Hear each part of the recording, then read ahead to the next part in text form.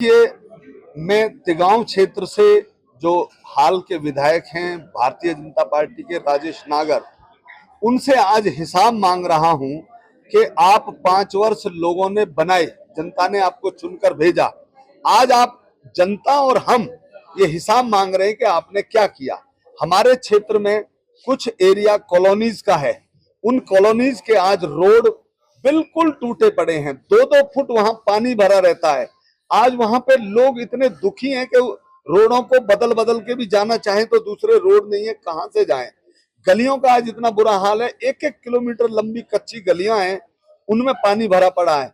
इन्होंने वादा किया था कि हमारी सरकार आते ही या हम मुख्यमंत्री हमारे बनते ही हम इन क्षेत्रों में काम कराएंगे। आज कॉलोनियों में इन्होंने बोला था कि कच्ची कॉलोनियां उनको पक्का करके विकास कार्य करवाएंगे, लेकिन कोई काम नहीं हुआ। एक तो हम उनका हिसाब मांग रहे हैं। दूसरे नंबर पे हमारे यहाँ पे 18 गांव हैं, उन 18 गांवों के अंदर पंचायतों के पास हजारों करोड़ रुपया होता था, हजारों करोड़ रुपया एमसीएफ ने ले लिया, सैकड़ों एकड़ जमीन उनकी एमसीएफ ने ले ली। आज उनमें कोई विकास कार्य नहीं हो रहा, एक ईंट भी उनके अंदर नहीं लग रही। आज वो भी हम हिसाब मांगते हैं कि आपने पैसे तो ले लिए, क्या हुआ उनका बताइए। गांवों की रोड टूटी पड़ी है, गांवों में स्कूल बंद हो रहे हैं डे बाई डे, मंझावली का पुल पिछले 10 वर्ष से लंबित पड़ा है, और बहुत सारे गांवों में काम है, उनका आज क्या हुआ, इस बात का हम हिसाब मांगते हैं। जनता इस बात का भी हिसाब मांग रही है कि ग्रेटर फरीदाबाद जब बस रहा था, कांग्रेस की सरकार थी, बसाया और बहुत बढ़िया काम हुआ। जब से भाजपा की सरकार आई है, ईडीसी आईडीसी चार्ज भी ले लिए, पैसे भी ले लिए, लेकिन आज रोडों की कनेक्टिविटी 1 इंच भी 10 वर्ष में नहीं बढ़ी। वहां रोड लाइट्स नहीं है। एसटीपी का प्लांट लगाने का मुख्यमंत्री जी वादा करके गए थे, आज तक वो नहीं लगा। कोई सिक्योरिटी सिस्टम नहीं, कोई आगे नहीं बढ़ा। तो मैं आज हिसाब ये मांगते हैं फरीदाबाद क्षेत्र की जनता भी और हम नेता भी कि भाई यहाँ 2 बार मुख्यमंत्री जी आए, मनोहर लाल जी, एक बार तिगांव में आए, एक बार सेहतपुर में आए, दोनों बार लंबी लंबी चौड़ी घोषणाएं करके गए। उन घोषणाओं का क्या हुआ? वो घोषणाएं ये हैं। और मंत्री जी भी आए, उन्होंने भी घोषणाएं की, उनका क्या हुआ? खुद एमएलए जी ने भी कई बार बड़ी बड़ी लंबी चौड़ी घोषणाएं की, उनका क्या हुआ? आज जनता हिसाब मांग रही है, जनता पूछ रही है कि आपने 5 वर्ष जो हमारे तिगांव क्षेत्र के जिला फरीदाबाद के खराब किए, उनका हिसाब आप दें, क्योंकि आज जनता दुखी है। आपने ग्रेटर फरीदाबाद के जो लोग रहने वाले हैं, कई दूर दराज क्षेत्रों से आए हैं, अलग अलग स्टेट से आए हैं, यहाँ रहते हैं, बिजली का मुद्दा उठाया, बिजली के मीटर का। बिजली का एक ऐसा मुद्दा है कि दूर दराज से लोग यहाँ आकर बसे हैं, कोई उड़ीसा से, कोई उत्तर प्रदेश से, देहरादून से, उन्होंने घर खरीद लिए, फ्लैट खरीद लिए, उनकी रजिस्ट्रियां भी हो गई उनके नाम, 2-2 साल हो गए, पोजीशन ले लिया, रह रहे हैं। लेकिन बिजली विभाग ने आज तक भी उनको डायरेक्ट मीटर नहीं दिए।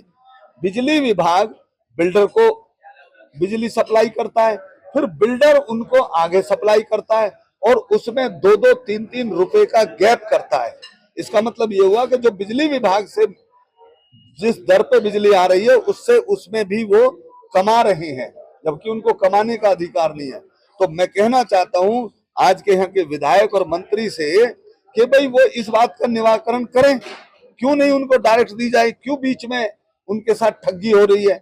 तो ये भी आज मैं कहता हूं, वहां रेजिडेंट्स लोग ये कहते हैं जो रह रहे हैं कि हम ग्रेटर फरीदाबाद में आकर पछताए हैं, हमने यहाँ घर लेकर फंस गए हैं, ऐसी नौबत आ रही है। अभी कांग्रेस प्रदेश अध्यक्ष कह रहे हैं हम 70+ पार जाएंगे। क्या लगता है, आप चलो गांव की ओर गए हैं, गांव की गलियों में लोगों से मिले हैं, किस तरह का माहौल आने वाले चुनाव को लेके? लोकसभा के चुनाव से पहले ही हरियाणा प्रदेश में एक माहौल बना हुआ है कांग्रेस के फेवर में। ये हम देख सकते हैं, जहां भूपेंद्र सिंह हुड्डा जी रैली करते हैं, उदय भान जी रैली करते हैं, लाखों की संख्या में, 40,000 50,000 संख्या में लोग पहुंचते हैं। अभी दीपेंद्र हुड्डा जी ने एक वो चला रखा है अभियान, उसके अंदर हम देखते हैं तो वहां लाखों की संख्या में लोग आ रहे हैं।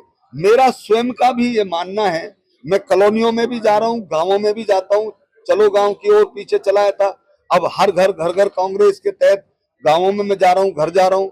कॉलोनियों में रोज डोर टू डोर कर रहा हूं। लोगों में बड़ी तेजी से बदलाव है। और जो पिछले लोकसभा के चुनाव हुए 10 में से 5 जीते हैं हम लोग और 46 पे कांग्रेस जीती है। विधानसभा वो तो मोदी जी के नाम पे जीत गए 5 भी। भाजपा की सरकार आ रही है, ये इन्होंने रूमर फैला के जीत गए। अगर मोदी जी का चेहरा नहीं होता तो उसमें भी ये नहीं जीत पाते। और अब हरियाणा में तो मनोहर लाल खट्टर के या नायब सिंह सैनी के चेहरे को भी ये नहीं आगे लेके चल रहे। अब तो हरियाणा प्रदेश में बिल्कुल 70 सीटें क्या उससे भी ज्यादा आ सकती है। ललित जी, कि आज हमारे नहर पार का जो क्षेत्र है वो पल्ला पुल से लेकर तिलपत और पल्ला पुल से लेकर बसंतपुर तक 5 लाख की आबादी है और 1.5 लाख वोट भी है वहां पर। आज वहां इतने बुरे हालात हैं, मैं आपको क्या बताऊं। मैं चाहता हूं कि एक बार आप जाकर देखें। जो पक्के रोड हैं उन पे 2-2, 3-3 फुट पानी भरा हुआ है। जो गलियां हैं उन पे 1-1 किलोमीटर गलियां कच्ची हैं। बड़े बड़े खांचे हो रखे हैं, बड़े बड़े गड्ढे हैं, पानी भरे पड़े हैं। वहां राशन कार्ड काट दिए। अगर एक बार वहां बिजली चली जाए या एक बार ट्रांसफार्मर जल जाए, 4-4 दिन तक भी वहां ट्रांसफार्मर नहीं बदले जाते। राशन का ये हाल है। जो डिपो होल्डर हैं वो इतनी मिली भगत है नेताओं के साथ, अफसरों के साथ, बांटते ही नहीं है, अपने अपने लोगों को दे देते हैं और छुट्टी करते हैं। इतना बुरा दयनीय हालत है कि लोग हमें भी गाली देते हैं कि आप भी कुछ करो, आप भी कुछ करो।